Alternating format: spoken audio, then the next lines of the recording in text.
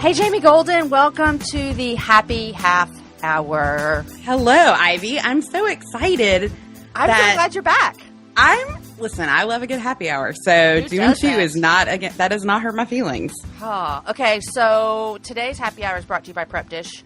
And Prep Dish is just amazing because what Prep Dish does is make your life easier. And can we just hear that that's what we all need, right? Hello, I'm a baker who doesn't cook and doesn't know how to cook. See, you need Prep Dish in your life. The fact that someone would send me recipes and give me a grocery list and hold my hand through the whole process sounds amazing. And let me just tell you how this got even easier for me one time. I got the recipes from Allison at Prep Dish. I had all of the ingredients, and then I did the grocery delivery service.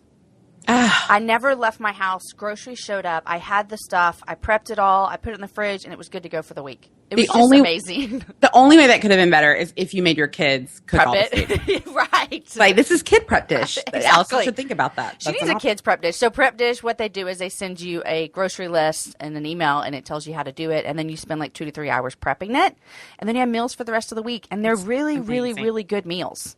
I mean, stuff I would never make. Oh, and anything would be stuff I would, unless it's a frozen pizza, then I'm already ahead of the game. So she's going to give you listeners a special rate of $4 for the first month, and just go to prepdish.com/happy hour, and it's a $4 trial, and you just literally can't, what can you get for $4 these days? Nothing. You can't get a latte. No, because tax. Gosh, right, the government. Exactly. I know. Okay, so Jamie, I was at a live event when this is coming out. It had been a week and a half ago. It was my first happy hour on the road. Yes. At College Station. It was phenomenal. Everyone was there. It was amazing. But can I tell you, someone came up to me and was like, thank you so much for telling me about the podcast. What? Yes. She's like, I adore Jamie Golden. I want to be best friends with her. She cracks me up and I love her. So there you go. Send me her mailing address because I will send her our airbrush matching tees because now we're BFFs. That is hilarious. That's fantastic. Oh, that's so great. You should sell those. Really, don't think I have it. Then like you and Knox's face on them, even airbrushed. I mean, that would just be hilarious. Listen, that's Panama City Beach at its finest. That's exactly right, and you cannot beat Panama City Beach airbrush T-shirts for sure. That's fantastic. Well, I love that you had another now that you're on the road. So now you're just going to do a tour, right, of the whole world. You know, wouldn't that be awesome? You on the road in a camper, maybe in a camper. Oh, no, I'm going to need a bus. Yeah, you got to be fancy. I don't do camping. No. Well, we just, I have my live show, which you have one too, and I want to hear about it. But my tickets just went on sale last week, and so I'm excited about a new live event in September. Yeah, in Austin again, right? In Austin again, because I can't beat that. Austin is the dream, and it's not in summer, so fantastic. Yeah, it'll still be hot. Tell me, you have a live event coming up. We do. We're doing, because you're like our trailblazer. Like, you're a trailblazer. And so we are doing the Popcast Live August 13th in Birmingham. And what's fun about it is Knox and I have been recording. It's our 3rd anniversary of our show. And we have been recording for 3 years, and we have never been in the same room since we started our show. That cracks me up. So this will be us being together, which I'm sure with his hate of small talk and introversion combined with my just extremism on every point, it's going to be a delight. It's going to be I actually wish so badly I didn't have something that weekend because I would be there just to see this. Oh, yeah. It's going to be like Where's Waldo, but with Knox, because he's going to be like in a corner with a cocktail, just like, please don't, can you find me? Please don't. I hope no one knows ask me about Knox. the weather. Right.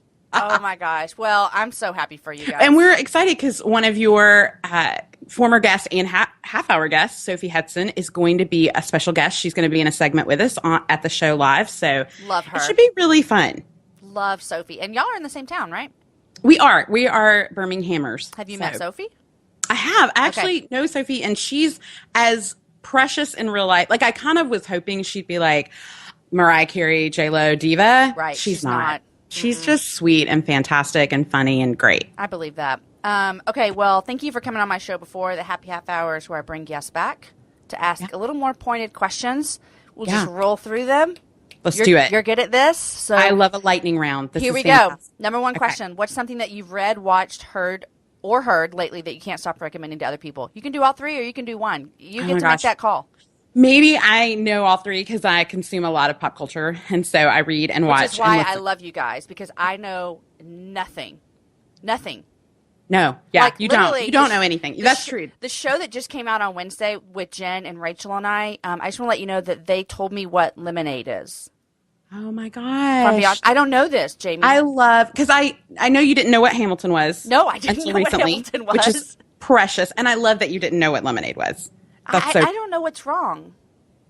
No, it's because you're a mother who's raising these beautiful children and you're producing this great podcast and you have your focus. Like me, I don't care about any of those things. So I'm focused really on my television viewing habits. Okay, so tell me what you're reading, watching, or listening to that's going to educate me. And I'm going to guarantee, let me think. I bet if you're going to do all three, yeah, I bet I know one out of three. Let's see how I do. Okay, you'll know maybe more than one. Okay. But one of my favorite books of all time is the book Columbine by Dave Cullen, and it's a must read. It came out a long time ago, but it is a fantastic book. I have a weird obsession with national tragedies. Well, I was going to ask if it was that Columbine. Yeah, and that's what actually sparked it. Was Columbine and that book particularly, and so now I'm obsessed with reading about all national tragedies. Well, we know that you're. You can say it. It's fine. One of your weird obsessions that if you listen to the podcast, is that you go online to find celebrity autopsy reports. Am I right? Autopsy reports and photos. If you go to Celebrity Reports, you can find. Now, I don't like to look at normal dead people. Like, I'm not going to look at your open casket. But if you are Princess Diana, I am going to look at your autopsy report. Have you seen Prince's? I'm waiting. Oh, it's not released. It's not released yet. It's hard to find. But Celebrity Morgues is on it. I trust them to make sure I get to see it. But a book came out this year. Sue Klebold, who was Dylan Klebold's mother. Yes. Yes, A Mother's Reckoning, Living in the Aftermath of Tragedy. I read it, and it was really the most powerful thing. And it still stuck with me months later. And I tell everybody about it because she kind of pulls from her journals. She does these great interviews with kind of mental health professionals, because this is a mom who is not only grieving the loss of her own son, but grieving these actions and self-blaming of like, how did I miss this? Yeah. It is ridiculously well written. The bonus is all the proceeds go to mental health agencies that are doing charity work. And so it's a must read. So if you want to get obsessed with, these kind of dark things, it's one of my favorite books that I've read this year. I always think whenever I see a book like this, I always think that when tragedy strikes, that there are parents behind these kids. Oh, yeah. Or whoever it might be. And it's sad for them as well, and because I've been a family member who's missed something in a niece or nephew or cousin's life and been like, oh my gosh, was I not present? Like, I needed to be more present and I feel so bad. And so if I'm feeling that way in those instances, the idea that in this kind of, situation, she's such a good writer too. So it was really profound. So that's my read. My watch is, I just binged Mr. Robot. Oh, yeah. Okay. Yeah. Right? Aaron watched it. Yeah. So I've seen parts of it. Okay. Because I fall asleep on the couch, but he did it. It wasn't what I expected. A doc had recommended it. Elliot is a dreamy fella to look at. How you doing? Right. And then Christian Slater, our beloved Heathers from back in the day, my Team Beat posters. And so it is really good. The second season comes out in July. You can binge it on Amazon Prime. It's only 10 episodes, so it's an easy binge. Does it come out like live? Is it on TV or is this a Netflix or Hulu original? No, it's a live TV. It's actually on network. USA or something? USA, yeah. Okay, yeah. And so it's so good, and it's thick, and it's about a hacker. It's computer hacking, but very relational driven, and it's really I binged it. I'm going to be honest with you. I binged all 10 episodes in 48 hours. It's good. Yeah, it is good. Yeah. So good. And then my listen is actually a podcast episode that I've been recommending constantly. It's This American Life. And, This American Life has almost 600 episodes, so sometimes it's hard to go, where do I start? Exactly. So I'm going to recommend a recent episode that came out in June, which is episode 589 called Tell Me I'm Fat. I've been wanting to listen to that one. It's on my queue. Like, I see it, and that draws me in, the title. Yes, it's fantastic. It's interviews with Lindy West, who recently wrote a book, Shrill, that I just read, which was phenomenal. And she dealt with a lot of online bullying and cyberbullying for kind of all of her writings. And then Ira interviews Roxane Gay, who wrote Bad Feminist, because she's overweight. These are all overweight women. But the best is Act 2 with one of the staff on their show, Elna, who talks about being worried that she is not getting a job or a boyfriend and her life is not as great because she's fat. So she loses 110 pounds in 5 months. That seems unhealthy in 5 months. No, it's crazy unhealthy. But she talks about the fact that, when she lost the weight, she started dating. She got a great job. Like, she said, I wanted to believe that wasn't true, but my whole life changed. But at first you can be like, she's going to convince me to lose weight. But no, I mean, she puts you down the dark path of like a conversation with her newlywed husband of like, you would not have married me if you had known me when I was fat. And it's just, as someone who's always struggled with her weight, I just was sitting in it just going, yeah. Like I was like, it was like a sermon. I was just nodding my head like, amen, amen. Like it was really powerful. And you know what? We can't go into this because we need to get some more questions. But you know what I'd be interested to think about and hear on the flip side of that? If the same is true for a man. Exactly. Because when Aaron and I got married, he was probably 50 pounds heavier than he is now. Really? Yeah.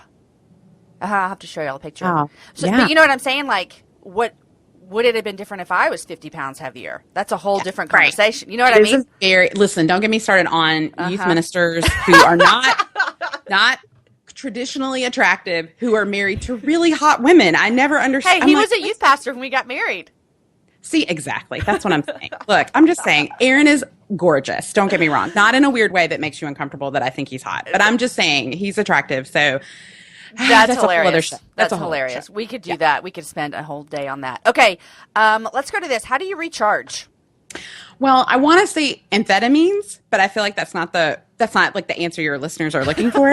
Because no one, unless you're going to Mexico this summer, then hello. I am going soon. Hello, stop by pharmacy. But in a more traditional way, truly, I'm a pretty high energy person, just naturally. And I don't have kids and I'm not married. So what's draining me? Like TV watching? No. So, but Binge watching The Robot? That's right. That's nothing's draining me. But I do use cold brew coffee. Oh. Like, right now, I just it's just a constant French press brew. It's super easy at home. Like the Pioneer Woman once did a recipe where it was like, and get out your cheesecloth. And I was like, I'm out. When I say cheesecloth, I close down the recipe. Yeah, I can't. I'll close that tab. Yep. And going back. I can't help. But if you do it in a French press, which is super easy, I genuinely make cold press 3 or 4 times a week. And I'm drinking it. And then you just keep it. It stays in the fridge for a week.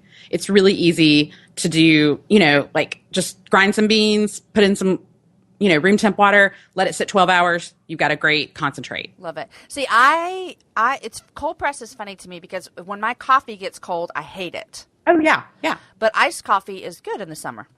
It's why Americans are the worst, because we are just no, I don't like it this way. I want it to start cold. Exactly. Okay, what specific app, gadget, or piece of technology can you not live without? Okay, so I am teaching or kind of leading a small group for my church this summer called Capture the Ham, which is I love it. It's doing photography in Birmingham. So we go to a different place each week and we learn how to use our phones as cameras, because really the best camera you can own and use is the one you have on you at the time, because we don't always carry around our big cameras. And so I recommend kind of 3 photo apps that will change. I gotta get my pencil. I know, right? You got to write this down. It's important. And so I have 3 photo apps that are fantastic. So the first is Pro HDR X. And if you're on Android, you can just use Pro HDR. That's great for landscapes, anything with vivid colors. Mm-hmm. What it does is it takes a couple of pictures, it lights the background, the foreground, and then layers those for you. So it does a great thing that you could really do in an SLR, but it does it in an app in your phone. Okay. So I don't know anything you just said. I don't know, but I trust you. You can trust me. Mm-hmm. And then another is Touch Retouch, and that is it's editing app where you can remove things that you don't want in your image really easy. So things on my body? Well, I can't. It's not plastic surgery in an app. It's not that, but it can remove I have a little acne because for some reason really? I'm in adult midlife. Acne, right? Yeah. But also power lines, which always get in the way of a good. Yeah. Or if you're at the beach and you're like, look how cute my kids are in the sand. Who are those kids? Let's get rid of them. I always, when I'm at the beach. Who is that man in that bathing suit that is totally inappropriate? I know, why is he in a Speedo in my cute baby? We're all in matching outfits and look at the guy that's walking by. So it's great. I take people out of the water. I take everything out of the picture. And you can do it with really a swipe of your finger. So I love it. It's fantastic. And then I use, this is for, iOS users, but I don't use the native camera app on my phone. I've always used Camera Plus for 5 years. Okay. And so it was developed by a photographer. It is a ridiculously fantastic app. And so I always recommend it. Okay. I love that. Love it. I wrote them down. I'm going to put them all on my phone today. Yay. Okay, Jamie, what is a dream you had for yourself when you were younger that just didn't come true? Like it either was never going to work out for you or you just had to let it go or what? I'd love to hear this.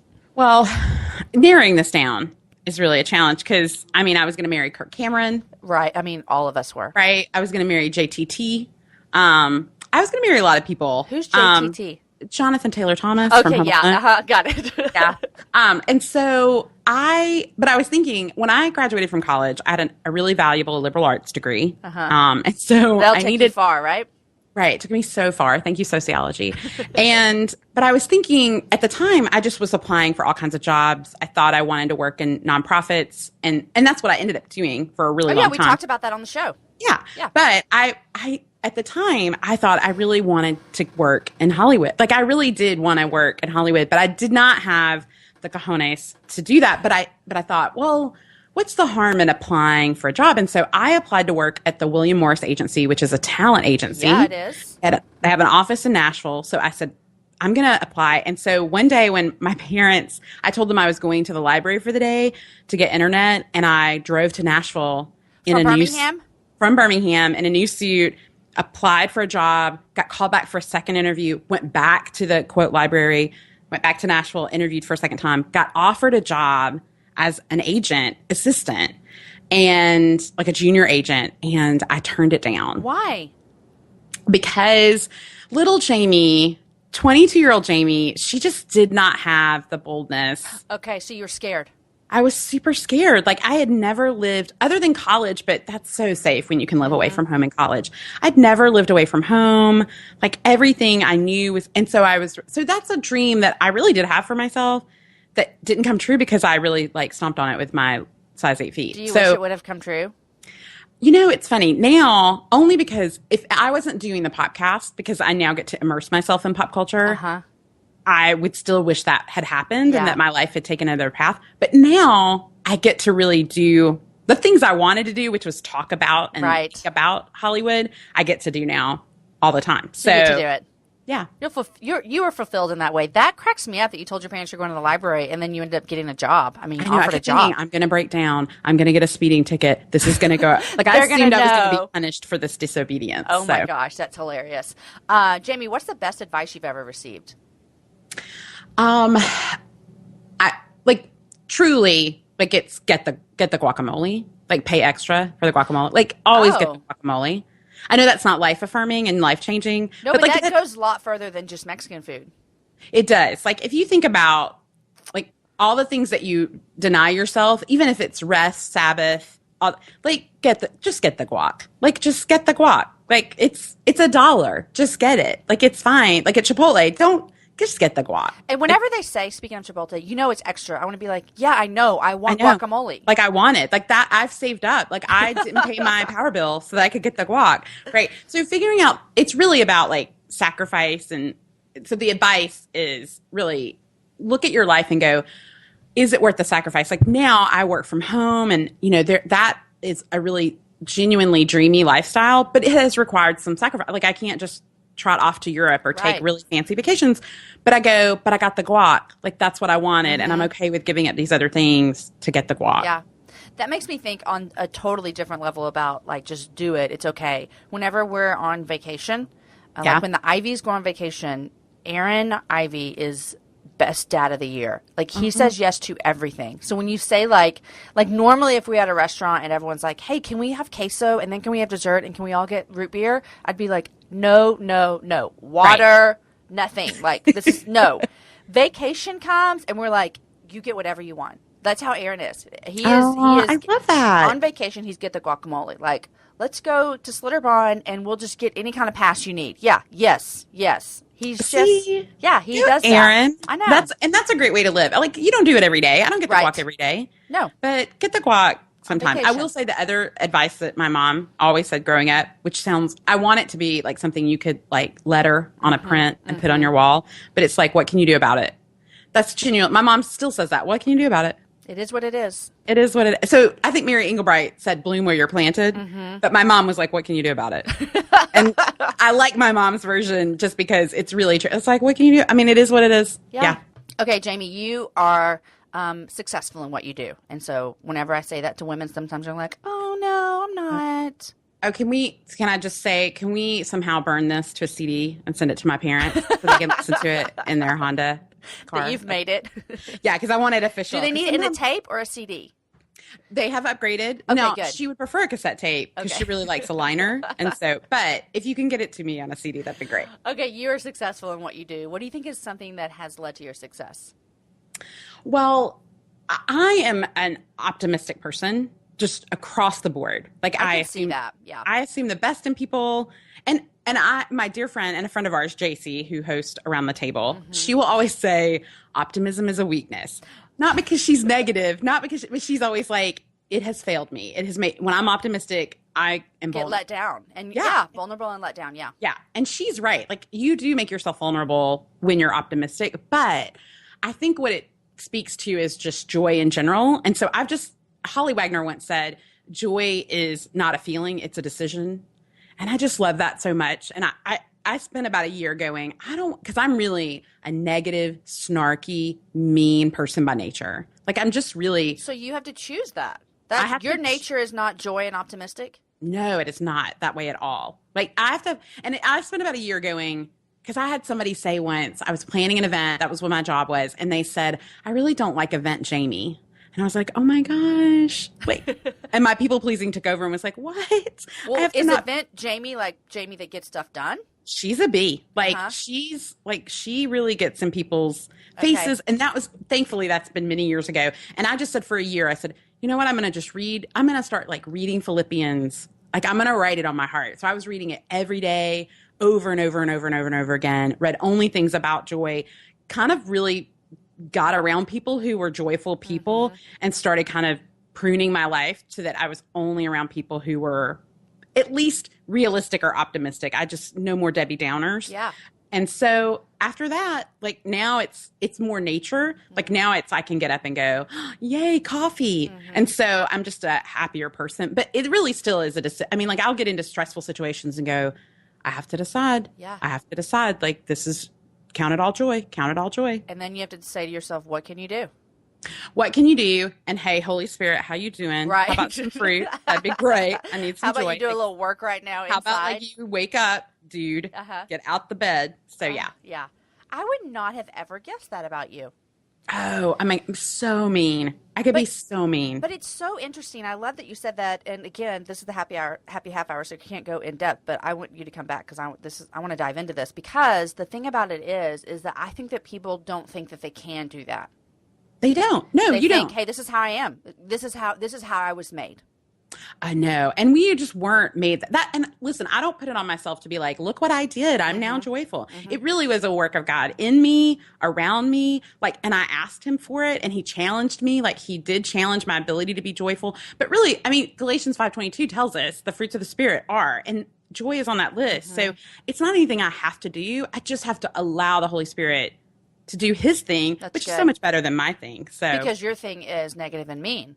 I know. So let's let him do his thing. My sinful nature. That's right. I'm battling her, and she just is grumpy. She's so grumpy. She's so mean. She's just a mean. Oh. Okay, Jamie, what's a pet peeve that you have? I can't wait for this. Honestly. Oh my gosh. Can I tell you that I'm a walking pet peeve? Like I do all the things that people hate. Like I drive in the left lane. I eat off your plate. I like talk at a volume that's too loud. Like so I feel bad like pointing out like this is what's wrong with y'all.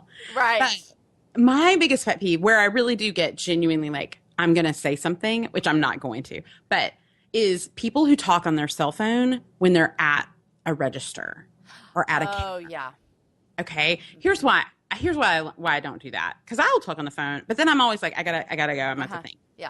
Because I need to distract the cashier with my kindness and my sweetness because I don't want her evaluating what's happening on that belt. Like I'm buying things like I'm the age that I should not buy this much candy. You know what I'm saying? And I shouldn't buy this many frozen meals or this much ginger ale. So you need her to not judge you, and you need to, if you're on the phone, all she's doing is like, this is the 18th bag of candy. This woman is crazy. Yeah. And you don't need them. I don't need any of that. So I need her to focus. I need to focus. And I always think when people are on the phone, like you're sending a message to this cashier who probably already doesn't, like this is not somebody who's like, I am fulfilling my calling by working at this Macy's. Yeah, this is exactly. Macy's. As someone who worked in retail, I never felt like at ease as I handed you your Kate Spade handbag. But you're really sending a message, which is everything in my life matters more than you. Exactly. And I can't even talk to you. I'm just going to hand you my credit card. Speak to you. You're not even worthy of my attention. You're just worthy of my cash. Thank you for checking me out, and that's all you're worth. Yeah. So I always hate that. And I think a lot of people aren't aware of it. See, I'm optimistic. So I'm like, they just don't know. But I always want to be like, do you know? Like, you're not acknowledging her or him. You kind of want to tap her on the shoulder, the woman in front of you, and just say, hey, you're being really rude. Can you imagine? I would die. Can you imagine if I was like, you're being really rude? I'm afraid someone would take off their earring. They would. They would. And I'm not prepared to fight someone I can't fight. Nor do we need that in our lives. We don't. No. Jamie, I love chatting with you in real life and also on the show. So thanks for joining me. This has been such a treat. I love a nice half hour with you. I know. How can people get tickets to your event? Okay, so if you go to our website, which is knoxandjamie.com, you can find out everything about us, listen to our podcast. But if you go to knoxandjamie.com/live, you can learn all about the show, all of the FAQ, all the guides. Like if you're coming to Birmingham and you've never been, we give you guides where to eat, where to hike. We're not going hiking with you, but you can hike. Like, good for you. All the places to see, why it's a fantastic city, and you also can snag tickets there. Love it so much, and I desperately wish that I could come, but I'm going to be cheering you guys on from here in Austin. Okay, great. Yay. Okay, Jamie Golden, thanks for coming on the Happy Half Hour. Thank you for having me. I hope you have a fabulous weekend. You too. Well, I'm in Ethiopia when this comes out. Oh my gosh. Okay, so you're a better person than me because I promise you I'm watching Netflix on a couch. But I'll be praying for you then. Thank you. Okay, thanks, Jamie.